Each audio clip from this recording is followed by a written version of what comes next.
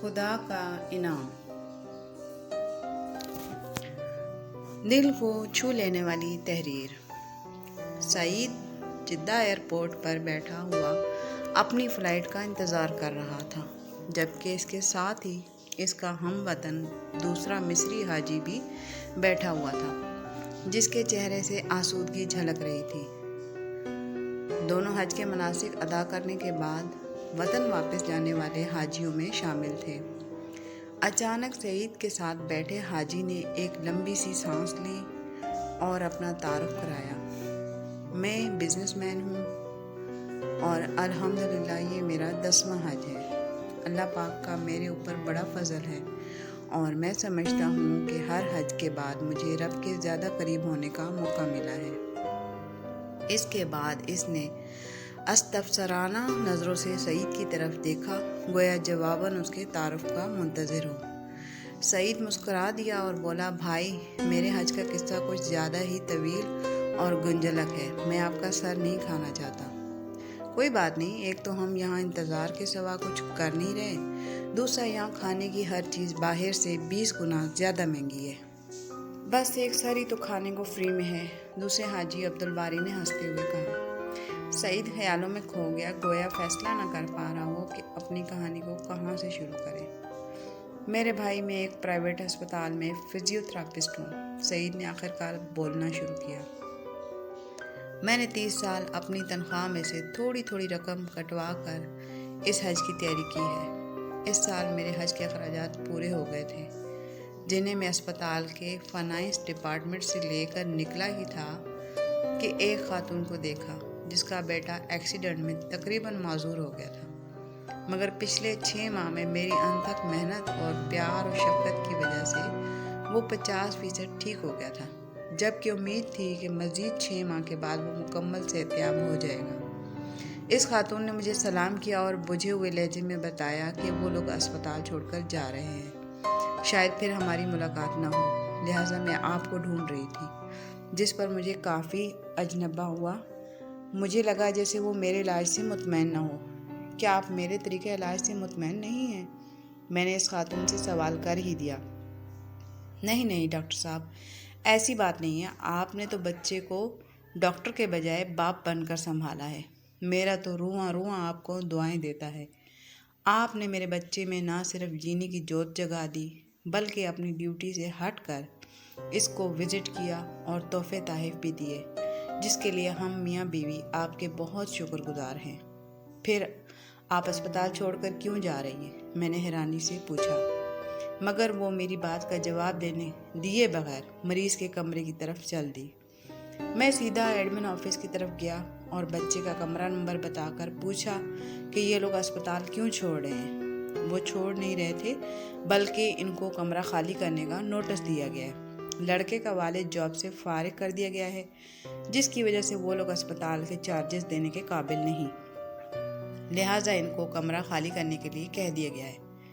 मैं वहाँ से मैनेजर साहब के ऑफिस में गया और इनसे दरख्वास्त की कि बच्चे को इलाज जारी रखने की इजाज़त दी जाए, मगर मेरी बात अभी पूरी भी नहीं हुई थी कि मदीर ने नहायत रुखाई से कहा कि सईद, ये एक प्राइवेट अस्पताल है, कोई चैरिटी इदारा नहीं है।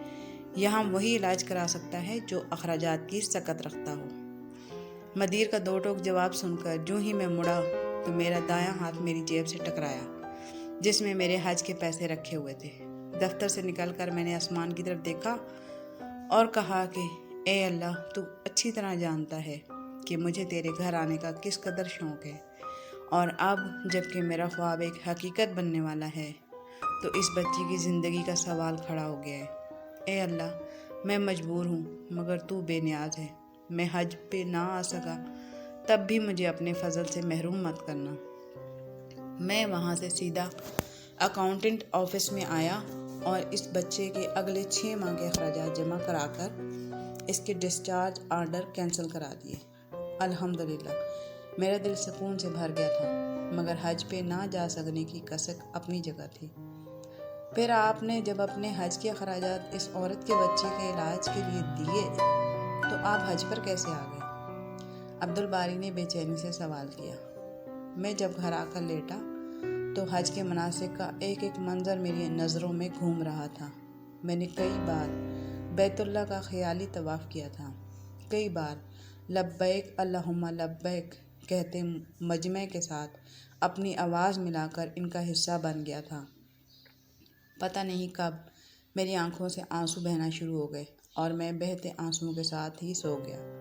میں نے دیکھا کہ میں بیت اللہ کا طواف کر رہا ہوں اور لوگ مجھے میرا نام لے لے کر حج کی قبولیت کی بشارتیں دے رہے ہیں۔ اے سید، اللہ نے تیرا حج قبول کر لیا، تو نے زمین سے پہلے آسمان پر حج کیا ہے، ہمارے حج کی قبولیت کے لیے بھی دعا کرو۔ اسی کیفیت میں فون کی گھنٹی نے مجھے جگا دیا۔ فون پر اسپتال کا مینیجر تھا جو کہہ رہا تھا کہ اسپتال کا مالک حج پر جا رہا ہے۔ وہ اپنے خاص معالج کے بغیر کبھی نہیں جاتا، مگر اس دفعہ اس کے معالج کی بیوی شدید بیمار ہو گئی ہے، جو بیوی کو اس حال میں چھوڑ کر باس کے ساتھ حج پہ نہیں جا سکتا، لہٰذا آپ کو ان کے ساتھ بھیجنے کا فیصلہ کیا گیا ہے۔ آپ اپنے ضروری کاغذات اسپتال کے ایڈمن آفس پہنچا دیں۔ میں نے سب سے پہلے تو شکرانے کے نفل ادا کیے، پھر کاغذات آفس والوں کے حوالے کیے۔ یوں اللہ پاک نے مجھے اپنے گھر بلانے کا انتظام کر دیا۔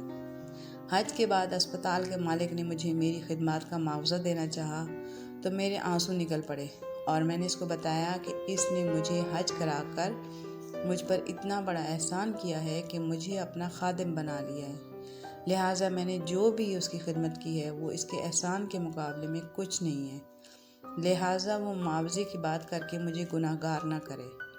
پھر میں نے اس کو سارا واقعہ تفصیل کے ساتھ سنایا، جس پر اس نے مکے سے ہی فون کر کے اس بچے کے مکمل علاج تک اسے اسپتال میں بلا معاوضہ رکھنے کے احکامات جاری کر دیے۔ اس خاتون کے شوہر کو اپنی ایک فیکٹری میں سپروائزر کی پوسٹ پر رکھ لیا اور اسپتال انتظامیہ کو میرے سارے پیسے مجھے واپس کرنے کے لیے کہہ دیا۔ یوں اللہ پاک نے مجھے فری میں حج کرا دیا۔ عبدالباری کی آنکھوں سے آنسو جاری تھے۔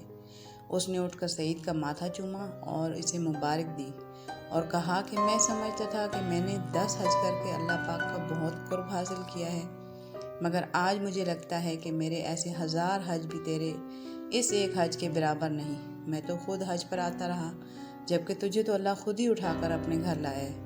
حاجی سعید، اللہ پاک سے میرے حج کی قبولیت کی دعا بھی کر دو۔ اللہ تمہارے حج میں برکت دے۔ آمین ثم آمین۔